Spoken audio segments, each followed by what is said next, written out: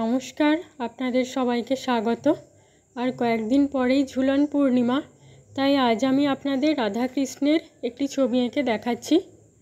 প্রথমে ছবিটা আমি পেন্সিল দিয়ে এঁকে নিয়েছি, তার উপরে আমি একটা কটনের সাহায্যে রঙটা লাগিয়ে নিয়েছি।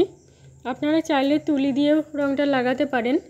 আমি আগে রাধাকৃষ্ণের অনেক ইন্ডিয়ান পেন্টিং করেছি, তাই এবারে ভাবলাম একটু অ্যাবস্ট্রাক্ট ফর্মে করি।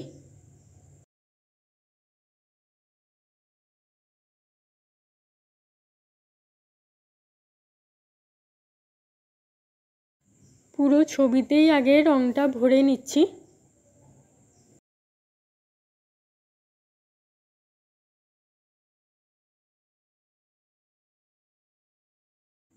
এই ছবিটা যেহেতু অ্যাবস্ট্রাক্ট ফর্মে করছি, তাই পুরো ছবিটা একটা রঙেই করিনি, অনেকগুলো রং ব্যবহার করেছি আমি ছবির মধ্যে। রং ভরা মোটামুটি হয়ে গিয়েছে। এবারে একটু ডিটেলিং করে নেব এবং তারপরে যেখানে হাইলাইট করার প্রয়োজন আছে সেই মতো রং দিয়ে নেব।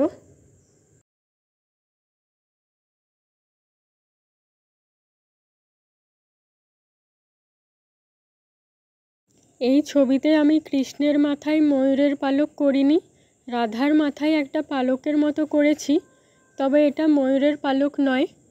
সেটার মধ্যেও ডিটেলিং করে নেব।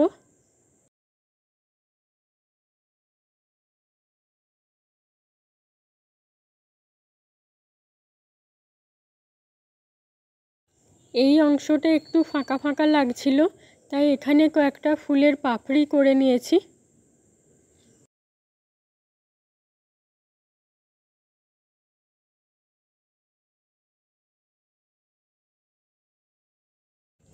এই অংশটাতেও একটু ডিজাইন করে নিয়েছি।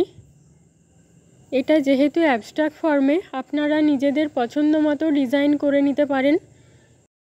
ছবিটা কমপ্লিট হয়ে গিয়েছে। এবার এটাতে আমি একটু ফুল এবং ময়ূরের পালক দিয়ে সাজিয়ে নেব। এবার ছবিটার ফাইনাল লুক দেখে নেওয়া যাক। আমার এই অ্যাবস্ট্রাক্ট ফর্মে রাধাকৃষ্ণের পেন্টিংটি আপনাদের কেমন লেগেছে কমেন্ট করে জানাবেন। ভালো লাগলে আমার চ্যানেলটিকে সাবস্ক্রাইব করবেন, লাইক শেয়ার করবেন। ধন্যবাদ।